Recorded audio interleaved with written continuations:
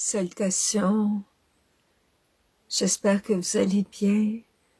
De mon côté, depuis les 5 derniers jours, j'ai eu l'occasion de réfléchir et de méditer plus en profondeur.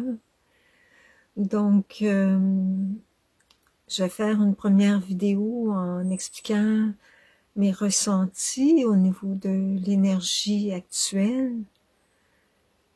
Et la deuxième vidéo ira plus dans ce que j'ai reçu comme, je pourrais dire, cadeau divin dans cette période de réflexion de mes 5 jours. En fait, c'était suite à une pause que j'avais fait il y a 5 jours, un post qui montrait simplement une image avec une aiguille et c'était écrit tu peux choisir de dire non à la prochaine dose qui était écrit sur l'image. Et j'avais partagé cela dans mon groupe. Et bien sûr, je dis bien sûr, mais ça me paraît absurde. On m'a empêché ensuite de pouvoir poster pendant les 5 jours suivants. Donc, voilà, ça m'a amené dans une profonde réflexion sur l'état des choses. Et premièrement, ça m'a donné le sentiment, un retour comme en arrière, avec au début d'il y a 2 ans, le degré de censure qu'il y avait dans les médias, et le discours unidirectionnel. Et là, il y a une amplification qui est revenue en juillet. Je le sentais que juillet, énergétiquement, on serait dans un up and down émotionnel. Est-ce que vous le vivez? En particulier pour les travailleurs de lumière. Pour les travailleurs de lumière qui sont au niveau interne plus attaqués. Vous regarderez dans votre vie ceux qui se considèrent travailleurs de lumière. S'il n'y a pas eu des moments où soit que émotivement vous étiez plus affaibli ou attaqué, ou d'autres circonstances extérieures qui se sont présentées à vous comme des signes de cette énergie qui veut s'en prendre à ceux qui se lèvent.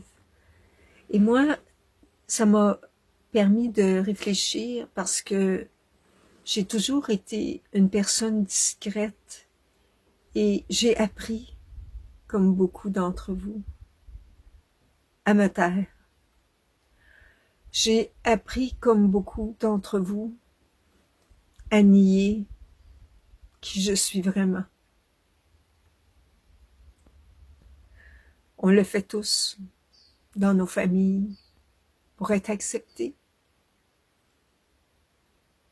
Je m'excuse, je suis assez émotionnelle aujourd'hui. Je ressens beaucoup les émotions des humains en ce moment.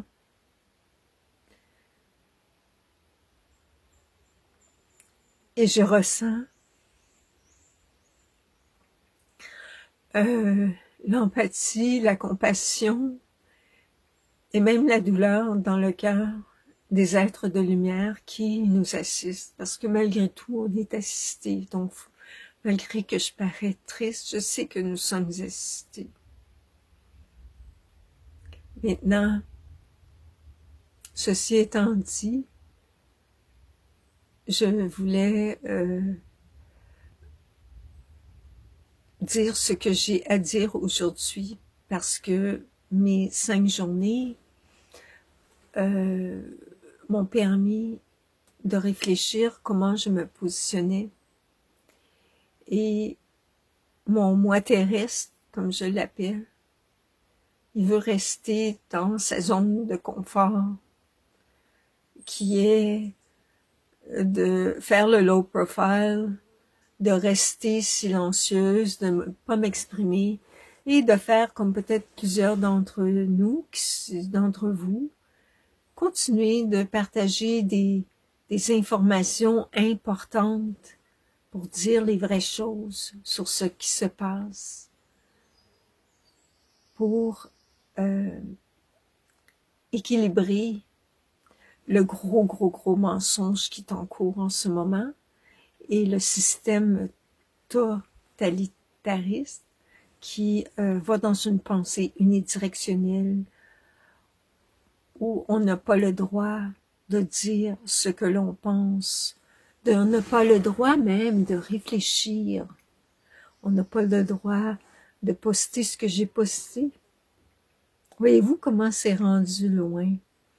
Mais tout cela est un moment de panique pour eux et un signe en même temps qu'il y a beaucoup de travailleurs de lumière qui apportent des fruits parce que il y en a encore d'autres qui doivent s'éveiller. C'est pour ça que moi aussi, avec tout mon courage, je fais cette vidéo pour dire à ma façon mes ressentis face à la situation. Et j'ai demandé au niveau interne, ben oui, mais je peux continuer juste de poster des choses comme d'autres font. Mais ce qu'on m'a répondu, c'est pas pareil. Parce que ça vient de ta vibration. Ça vient de ton être, de dire qui tu es vraiment. Parce que ça touche la blessure collective, la blessure humaine collective qu'on a tous depuis des centaines, voire des milliers d'années. De ne pas montrer qui nous sommes vraiment, au fond de nous-mêmes. De ne pas même le savoir nous-mêmes pour plusieurs. Et c'est le grand drame de l'humanité. Ça a été l'histoire de Jésus, d'être condamné pour qui il était vraiment. Alors pourquoi cela ne se passe-t-il pas justement aussi dans notre propre vie, puisque ça fait partie de notre vie humaine? À cause de quoi? Ben à cause qu'il y a toujours sur la terre ces forces de noirceur qui veulent envahir et qui veulent prendre la lumière, qui veulent voler la lumière.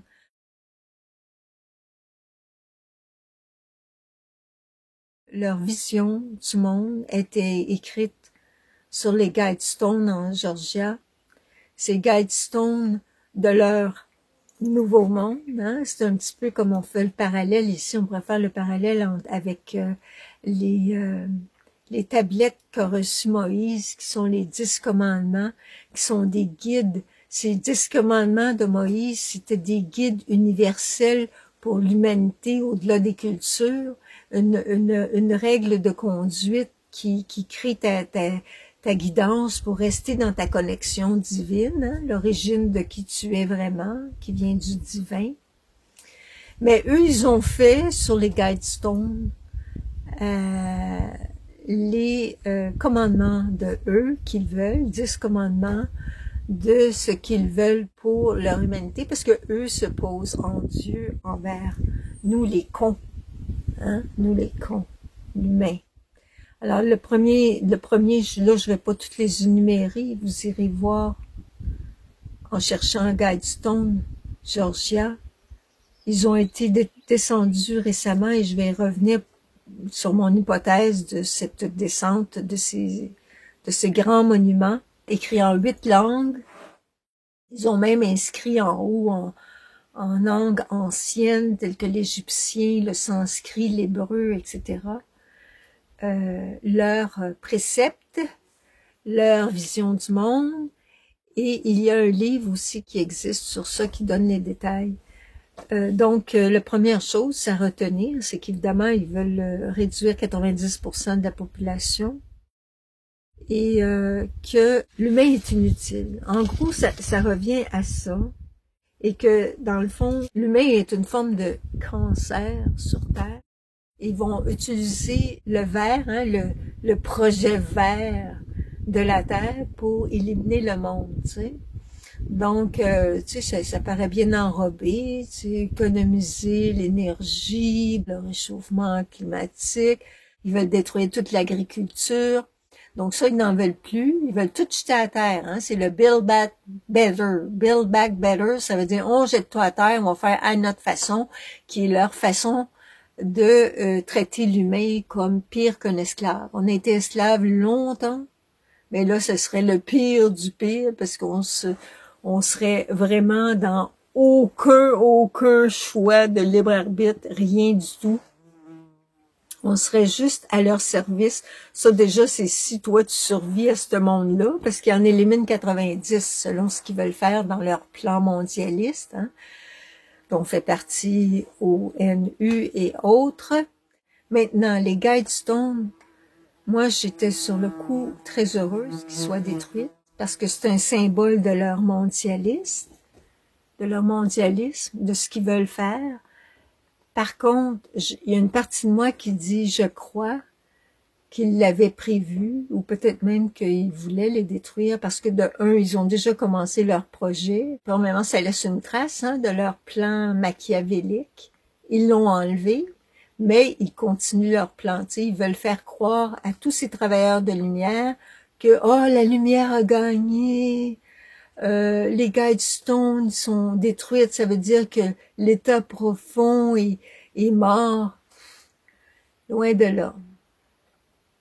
Ils ils vont continuer, même s'il y a une accalmie en juillet.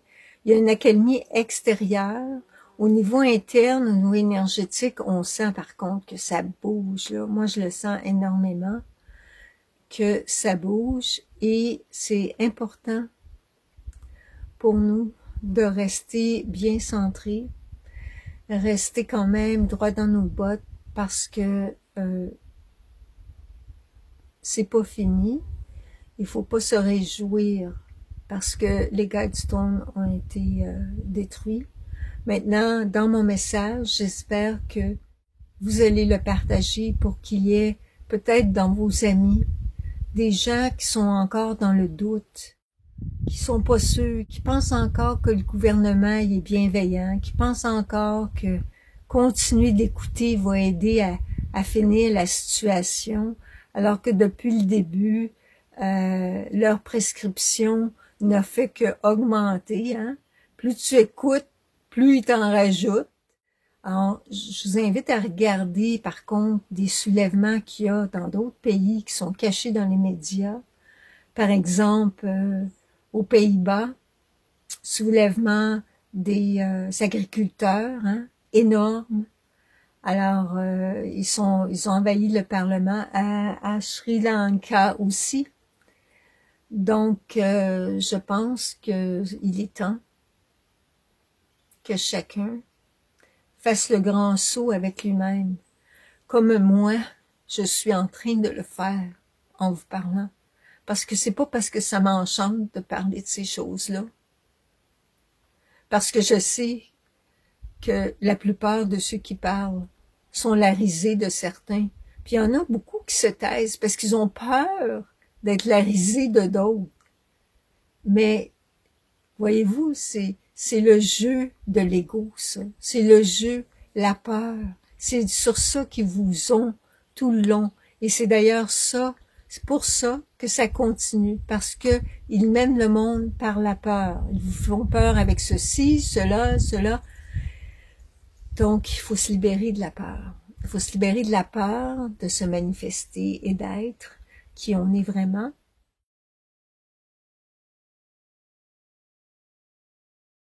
Vous savez, juste pour compléter ça, ce que je vous ai parlé dans une vidéo précédente sur la symbolique du corona, du mot corona, d'enlever la souveraineté, hein, le symbole de la couronne corona, j'ajouterais cet enfermement qu'ils font avec les médias, qui te réduit dans ta manière d'être, de faire ou de penser.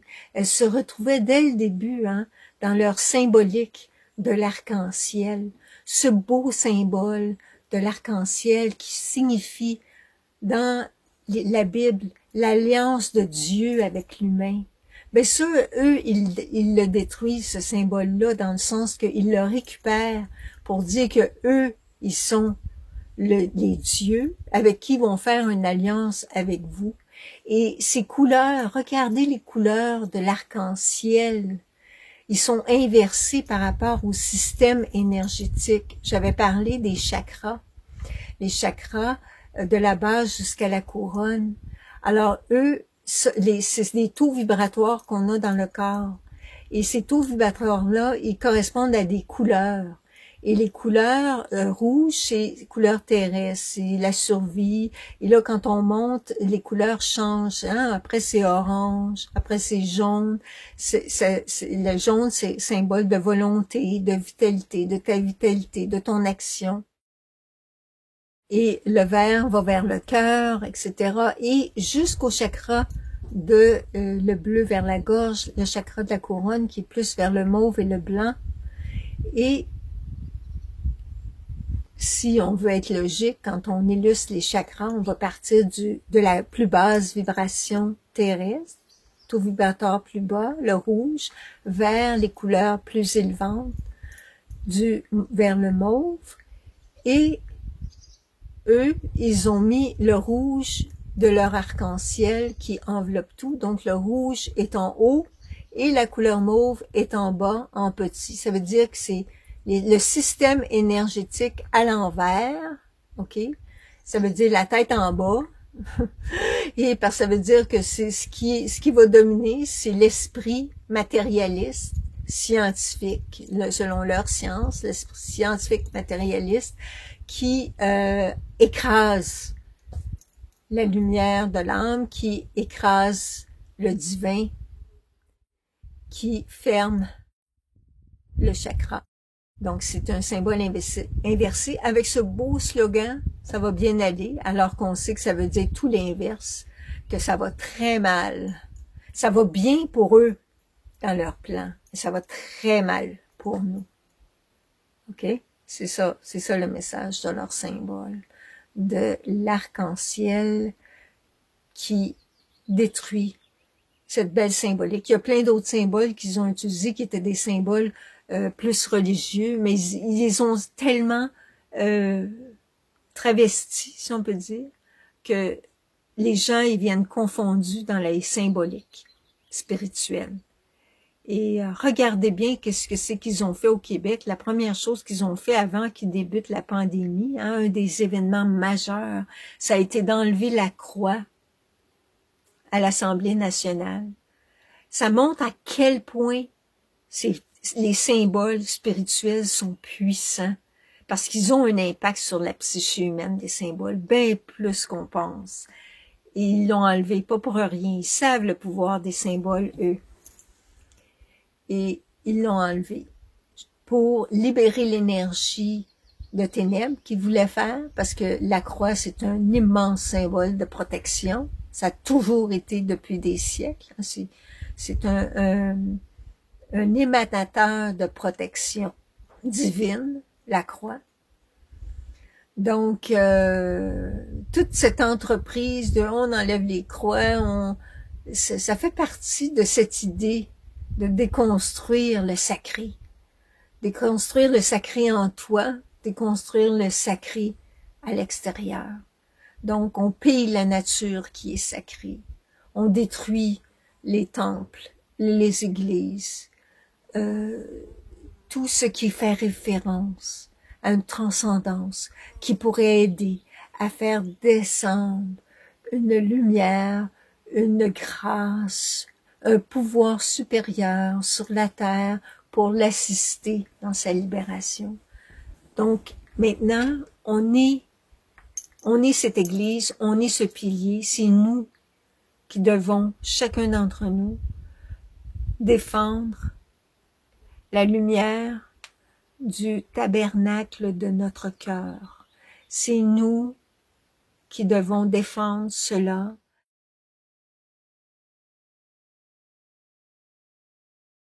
Alors à tous les travailleurs de lumière qui, comme moi, se sont sentis récemment découragés ou